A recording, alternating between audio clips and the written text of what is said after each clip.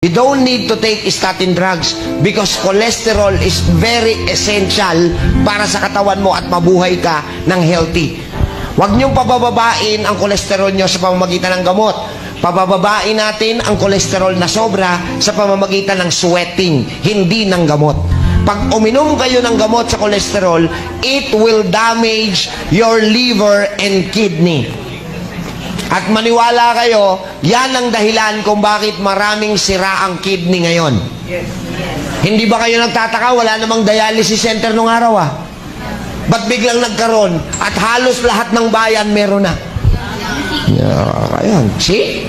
Because you are doing something to damage your kidney without us knowing it. Kaya meron Doc Atoy para ipaalam ito. You don't need cholesterol drugs. Malinaw?